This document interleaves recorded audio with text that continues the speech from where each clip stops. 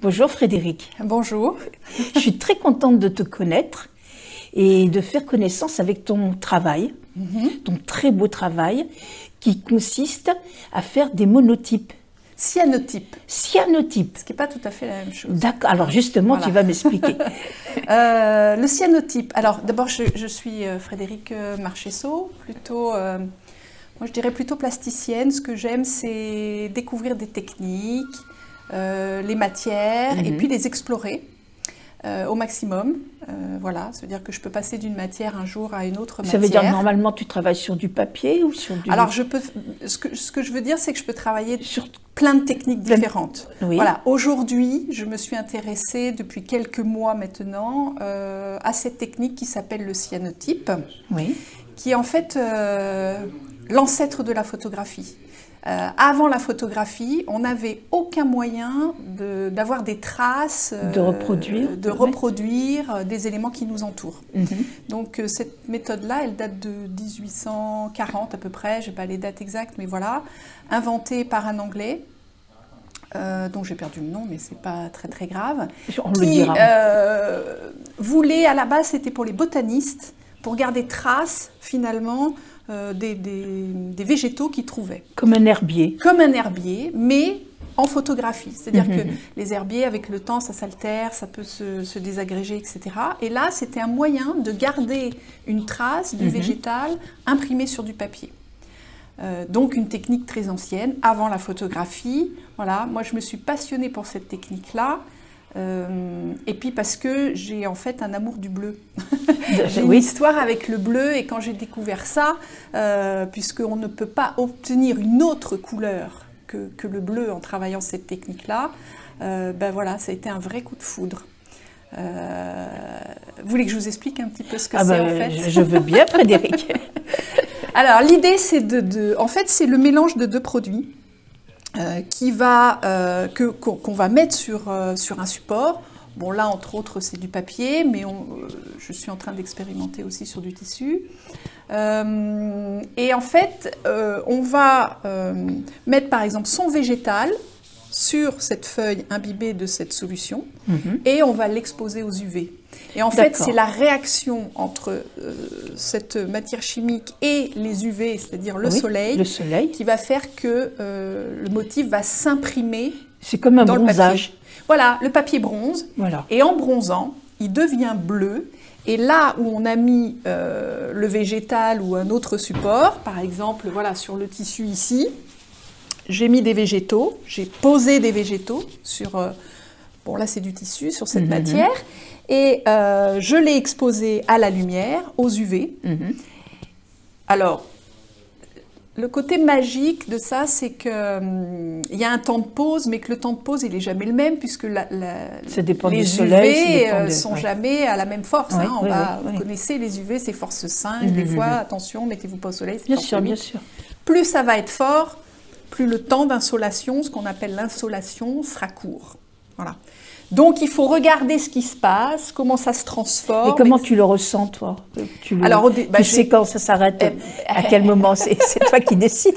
Non, j'ai beaucoup tâtonné au départ. C'est une recherche. Voilà, moi, je ne connaissais pas, donc j'ai tâtonné, j'ai fait beaucoup d'essais-erreurs. J'aime beaucoup l'essai-erreur parce que c'est comme ça qu'on apprend. En fait. Exactement, comme tout. Et donc au début, je me suis trompée, c'était trop, c'était pas assez. Donc on va avoir des images, quand c'est trop, voilà, le soleil a trop mordu la matière, donc on voit plus rien. Si c'est pas assez, c'est flou ou c'est fade. Enfin bref, il faut regarder ce qui se passe. Et puis au bout d'un moment, on sait combien de temps il faut laisser. En gros, on va dire entre un soleil très fort et un soleil un peu caché. Bon, aujourd'hui, on ne pourrait pas faire du cyanotype, par exemple. Bien sûr, d'accord, j'ai bien compris. On va dire on laisse un soleil entre 2 et 10 minutes. Donc tu ne travailles pas toute l'année? Alors, si, je peux travailler toute l'année parce que si je ne peux pas travailler avec les rayons du soleil, je peux fabriquer ce qu'on appelle une insoleuse, avec des lumières à ultraviolet. D'accord. Et j'ai une insoleuse, voilà, je me suis fabriquée, parce que c'est un véritable coup de foudre, ce qui m'est arrivé avec cette histoire de cyanotype. Depuis combien de temps, tu me dis? Ça fait maintenant plus d'1 an que je travaille ça. Simplement 1 an et tu arrives à faire de jolies choses comme cela? Oh oui, mais qu'est-ce que j'ai galéré Qu'est-ce que j'ai galéré avant de trouver le bon temps de pose, les motifs, quoi. Parce que au départ, j'ai fait comme plein de gens, c'est le végétal, puisque l'histoire c'est ça, c'était du végétal. Oui, mais très vite, j'ai eu envie de faire autre chose du végétal. Et donc, qu'est-ce que tu as fait? Parce que tu m'as dit que tu as un coin terre et un autre coin mer. Oui. Comment fais-tu alors? Alors, je travaille aussi à partir de photos, c'est-à-dire je vais prendre des photos d'éléments en très gros plan, par exemple en macro, ce qu'on va appeler la macro. De cette photo, je vais en tirer un négatif, que je vais imprimer, et c'est ce négatif que je vais installer sur le motif, enfin sur le produit. Ah oui, c'est intéressant. Voilà. Donc c'est une autre technique, et ça permet peut-être aussi d'explorer d'autres champs que le champ du végétal, qui historiquement, c'est constitué des herbiers et une photothèque du végétal. Moi, j'avais envie de faire autre chose. Donc voilà, donc j'ai fait des choses de ce qu'on voit, par exemple la nature qui nous entoure, c'est très important pour moi, la connexion à la nature. Puis en plus, le cyanotype, il utilise une matière qui est gratuite encore aujourd'hui, c'est le soleil. Bien sûr. Voilà, donc ça fait aussi une double connexion à la nature. Et le bleu, c'est vraiment un très beau bleu. Alors il est nuancé, ce bleu, parce que suivant le temps d'insolation, on n'obtiendra jamais le même bleu. Oui, c'est ce que tu me laisses entendre. Oui. Voilà. Et puis chaque image est unique. C'est-à-dire qu'on ne peut pas la reproduire exactement. Ça c'est formidable. Ce sont des pièces uniques. Ça veut dire que quand on prend possession d'un cyanotype, c'est un seul cyanotype. Même avec une photo, parce que bon, la photo, on pourrait dire c'est figé, donc je peux refaire mon modèle.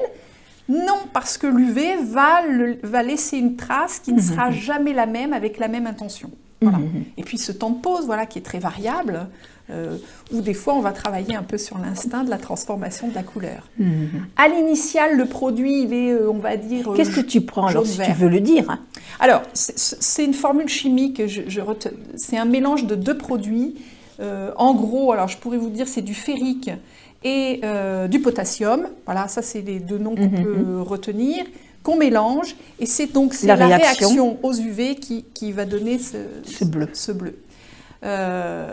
L'idée, c'est que suivant le temps d'impression, le temps d'insolation, la force des UV, on n'aura jamais la même couleur. C'est pour ça que l'expo, j'ai mis 22 nuances de bleu, mais il y en a plein d'autres. C'était un clin d'œil, c'était un petit clin d'œil, mais les nuances de bleu, elles sont infinies. Et donc, même si on a un même sujet, on ne pourra pas le refaire. Voilà.